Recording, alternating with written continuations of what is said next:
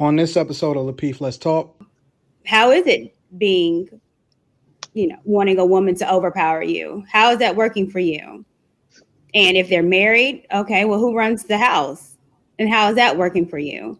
So, but again, it's not necessarily, I don't think it's my role to reprimand a man, but, I think he needs to look at the results that he's having and seeing if that's what he wants. And I mean, there's men out there that wants to be simps. How are black men held accountable? How are black men held accountable? So I know we've been focusing a lot on the women, and I think we need some attention on some of these men out here. I feel as though these men are foul. I've been seeing a whole lot of behavior out there that's unacceptable, and we'll get to that. But I'm just curious, how are black men held accountable? Start with you, Chicago Rilla. How did I know? How did I know? How did I know? Well, I want you to go ahead and set the room right. Hey, well, I don't know about setting it right. I see you over there though, JR. I see you over there all crispy with the I see you. Shout out to Fat Tiger and Joe Fresh Goods and Des Money. Hey, so with this topic, man, how are black men held accountable? This is what I think about, right? Black men are held accountable when you think about the societal construct, right? And I agree with you. I know we've been focused on the ladies a lot. And, I know some of my perspectives, I'm saying, not every brother agrees with. But I'm going to say this. From when you think about societal construct, black men are held accountable in a ton of different ways. Men, period. So what? I'm gonna tell you how. So I thought about when you think about accountability, right? You think about when you out of pocket, who holding your feet to the fire, right? So when you think about let's say from the law, you think about how much we make up of the population, but you think about how many brothers are behind bars, right? That system is set up to keep black men accountable. Now, we could talk about right, wrong, indifferent, you know what I'm saying? But there are a lot of different mechanisms in place. So the other thing I think about is this. That's on one extreme when I think about the law system. The other extreme that I think about is when you think about like fraternities, you think about these social constructs, you know what I'm saying, like fraternities, or you think about Masons, so on and so forth. These are the brothers in their inner circles. When they having conversations, and I know the brothers that I talk to in my inner circles, we holding one another accountable. If you're on BS, we're going to call you out on your BS. In those fraternities, a lot of those conversations are being had when brothers are on their BS. So when you talk about how a black man being held accountable, those are two extremes. And I don't want to ramble on to go too long, but those are two different ends of the spectrum that I think about when I think about brothers being held accountable, man. I want to ask you about DJ Envy. Do you think he's been held accountable? DJ Envy? Yeah. I never see it, not in the public space. I don't see DJ Envy being held accountable. Oh, okay. Do you know what's going on with DJ Envy? As far as with the conversation around him and Kevin Samuels? Okay, yeah. Yeah. I heard about that. I mean, you're talking about accountability in terms of, his personal space and what he done did with his wife and so on and so forth, or how he stepped out on her. I don't know. I think he put himself out there in terms of what he did and what he owned up to, or so on and so forth. I just never see nobody coming for him, holding him accountable. I don't even think Charlemagne does it, but I don't know the nature of their relationship. So, all right. Wait, JR, before you continue, and I'm trying to be the nice guy here today, right? Right. I'm excited. I'm excited to be here today. I am, bro. In what context are we talking about? Are we talking about as it relates to relationships? Are we talking about as it relates to societal norms? I need the context. I'm glad you asked that. I was gonna get to that. I just wanted you guys to answer how a guy's been held accountable, and then the next question was going to be in regards to relationships. You're moving a little fast, Anton. Okay, I'm just chilling. I'm just trying to understand. How I'm trying to be objective here. Okay. How are black men held accountable? Black men are held accountable by their friends, their family, their social circle, I guess you could say. Some of them hold themselves accountable. In terms of society, I mean, the system, kind of like what Chicago was saying, there's like law enforcement. It depends what we're talking about. That's why I like that Anton asked that question, like what context are we talking? Okay, let's put it on relationships. Let's put it on relationships. How are black men held accountable? I'm gonna change it on the scroll too. Go ahead. In a relationship, I think that black men are held accountable. They hold themselves accountable. They should hold themselves accountable. And then their partner would also hold them accountable in a relationship. I think that those two aspects are really the main part of it. I think that sometimes, like, your friends and your social circle will step in, your parents, your mother, your father, to maybe call you out if you're doing something that's wrong and give you a different perspective so that you can try to navigate the situation in a better type of way. So yeah, I think that there's a lot that goes into that, mainly the person and their partner, but also social circle as well. Okay. Courtney, how are black men held accountable in relationships? Okay. I think black men are held accountable in relationships or just in general, not only by their peers, but society. I look at Kevin Hart and his tweets from years ago and how they held him accountable, and look at his tweets from years ago, which, couldn't get him to host the Oscars or the Grammys or something like that. So accountability for men, because they hold men in a higher standard in society. So therefore, if they did something, or even in the past, it is not where a man can grow.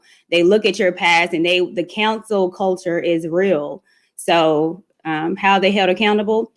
By everybody. And I think that it's a super strict accountability that men have, again, because they are supposed to be leaders. And if they make any mistake, they get canceled. I was looking at something, I don't remember what it was, but a man was with a woman that had a child. They left, and he was held accountable for child support, even though it wasn't his child. So the law definitely holds him accountable to the utmost strength. So, I'm glad I'm a woman. For sure. Anton, how are black men held accountable in relationships? I just think men in general are held accountable. I think that Courtney hit the nail on the head when she highlighted the best example, especially when it comes to family court. I know dudes personally that live in specific states that are being bent over backwards when it comes to family court. By default, women automatically get the kid in most situations. It's the man's job to prove. It's almost like guilty until proven innocent, especially when it comes to relationships. When it comes to, let's go back to the just family court thing for a minute, because you have a situation or a society that refuses to, as they continue to champion women's rights and the growth of women and all of that other type of stuff, they actively protest against family court updating the laws as it relates to that. You got men paying child support for kids that's not theirs. Usually when a woman gets pregnant, it's always the man that's on the defense if the relationship doesn't work out. Overwhelmingly, men pay more in alimony. Well, not even pay more. They pay alimony outright, probably 100 times over more than women do. Every mistake that we make is highlighted. So just from a general perspective, we're held accountable just by breathing. Every single thing that I do, I'm held accountable. Every single thing that I do as it relates to a relationship, anything that happens in a relationship is my responsibility. I have to own every single thing that happens because my mistake is not a mistake. My mistake is a consequence. It's a result that comes behind it. So in general, before we do a deep dive into this conversation, as it relates to relationships and women in general, there is no mistakes.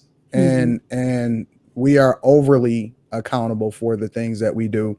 Whether we own it or not is a completely different conversation. But as it relates to relationships in general, we are absolutely held accountable. Okay. I want to put a little twist on it. So we have a lot of men out here that seems to be, catering to the women that appear to be weaker in the relationship. Simps. Simps. You okay. won't say it, but I'll say it. Simps. So like I've had conversations with people and I tried to school them, tried to game a little bit about, how they should. I'm not telling somebody what to do. I just make suggestions. And if it sounds good, then maybe you will adjust within your relationship. But that's not always the case. So when it comes to these men, like they see no wrong. So when it comes to simps or men that are weak in a relationship, Chicago Rilla, who holds these men accountable? Or how can they be held accountable? Well, I think so when you talk about they in a relationship, you say they simping in the relationship. Right? Yeah, weaker, where the woman seems she appears to be dominant. He doesn't make any calls. It's just simping in general. You see guys simping on a day-to-day basis, dudes that pander to women or pander to a woman audience. No. I'm asking for clarity in the sense of, because we're talking about relationships. So this guy is in a relationship, but the woman is not. Give me a specific example where we see that real time. So JR, take the relationship aspect out of it. Just say with women in general. And women in general. Yeah, but I don't know if that relates back to his question, because his question was around men that are in relationships that are simping. Who's holding these guys accountable when the woman is dominating? And I'm saying outside of your listen, if we talking that outside of your social circle, there's nobody holding them. Like nobody can hold you accountable outside in that situation, because that's what you settling for. That's what you in. That's what you involved in. So we can, because this is the thing. A lot of times when we talk about them type of situations with them type of dudes, so like if you say, like you brought up BJ Envy earlier, right? Mm-hmm. And if we look at that, just from what he displays, what he put out there in the public sphere, clearly there's nobody in his personal circle that's, challenging him or calling him out one way or the other. So there is no other outside force that's going to be able to come in. Like there's no social media. They're going to call him out on Twitter. They're going to call him out on IG. Okay. Courtney. I don't even know what the answer to the question was, but all right. I get you. And let me do you a solid and wait for what you're going to say. Well, no, what I'm saying is, see, you so busy trying to come back because you feel like it's a shot at you and it's not a shot. What I'm saying is that I'm a C student. I call myself the greatest C student of all time. So you're going to have to explain it to me like a little child. The way that you speak sometimes, it's almost like it's in parables. I don't know if you channeling your inner Jesus or what, but it just don't make sense in that I'm trying to understand what you're saying so that I can get a better understanding of what it is that we're trying to tackle. And it's almost like you bobbing. And I don't understand what you're saying. Well, let me ask you this way, Anton. Do you understand what we're trying to tackle? Because maybe what are you talking about? I'm using your language. It's a direct question to you. Wait, but I'm using your language. So if you know something that I don't, then maybe you could school me. I don't even know what you said is my point. No. I just said it. I don't get what you said. Do you understand the question? Does anybody on this panel understand what Rilla just said? Maybe I'm slow. Maybe y'all do. Maybe I'm slow. No. Does anybody understand what Rilla just said when he answered JR's last question? Both. Honestly, does anybody understand? Can anybody recite what Rilla just said to us and make it make sense for me? I asked you. Now listen, I asked you. Just ask it you again. understand the question. That's what I asked you. Jesus Christ. He's asking about dudes that's simping when it comes to women. He did phrase it in the relationships, but in general, he's asking for accountability and examples as it relates to men that simp for holding women. those dudes accountable outside of their social construct, outside of their social peer network. Okay, that's what I said. You. That's see how simple that was, bro. You wildin'. All right, Kay. Like when it comes to men that are weaker in a relationship, simps, who are holding these men accountable? For being the weaker one, or just in general? For being the weaker one. I think that maybe their friends would, if they're the weaker one in the relationship. Like if someone's male friends see them being stepped all over by their woman, they might step in and be like, bro, like, what's going on? Hopefully, because, you don't want to see your friends going through those types of things. I think that on a daily basis, his woman would be trying to hold him accountable if she's the one that's, leading things and kind of the more powerful one in the relationship. And this is just talking about like a one-on-one relationship between two people. And I think what Courtney said earlier was correct when she was talking about, people that are more so in the public eye, cancel culture, society, like people will, bring up things that people are doing and things like that. But like on a one-on-one situation, I think that the friends and the woman mainly would be the ones holding him accountable. Okay. Courtney, when it comes to Black men in relationships and they are the weaker one and they don't want to be held accountable, what advice would you give them? What advice would I give a man that's a simp? Yeah, that's a simp that doesn't want to listen as far as changing and adjusting within that relationship. So basically, you're on the outside looking in. People have had conversations with them, and it might be one of them listening right now. What advice would you give them so they can understand, so they can be held accountable for what they're doing within their relationship? Well, I mean, I don't think it's necessarily my role to tell a man what he needs to do. However, simp nation and, the weaker vessel of a man, I mean, it's not attractive. I think they should see as far as the results that they're getting from being a simp. So if anything that I would say, how is it being, wanting a woman to overpower you? How is that working for you? And if they're married, okay, well, who runs the house? And how is that working for you? So, but again, it's not necessarily, I don't think it's my role to reprimand a man, but, I think he needs to look at the results that he's having and seeing if that's what he wants. And I mean, there's men out there that want to be simps.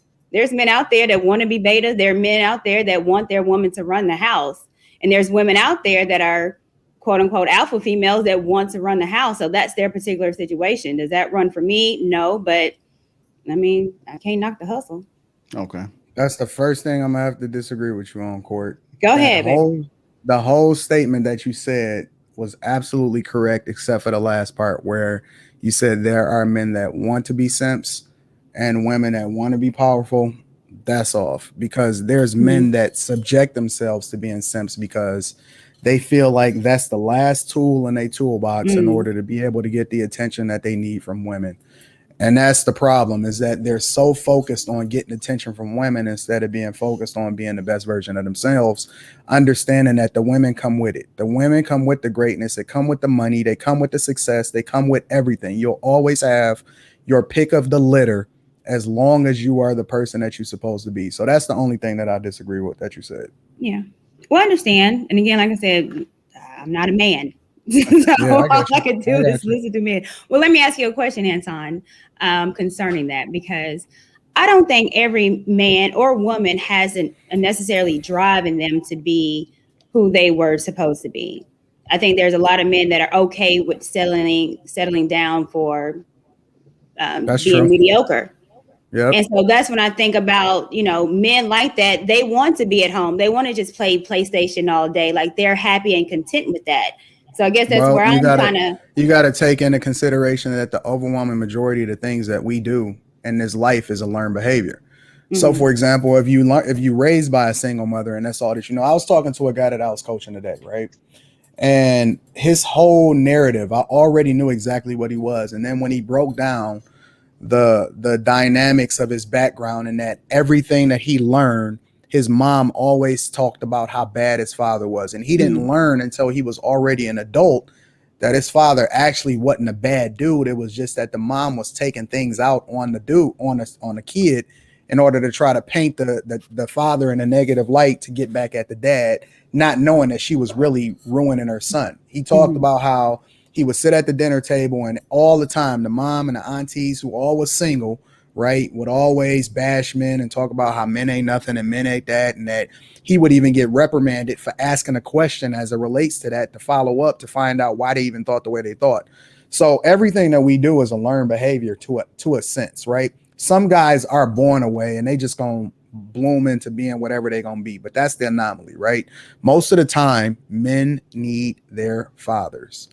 Men need to be taught to a certain type of way. They don't need to be cuddled and handheld through life. They need to be disciplined. They need to be conditioned. They need to be groomed for greatness.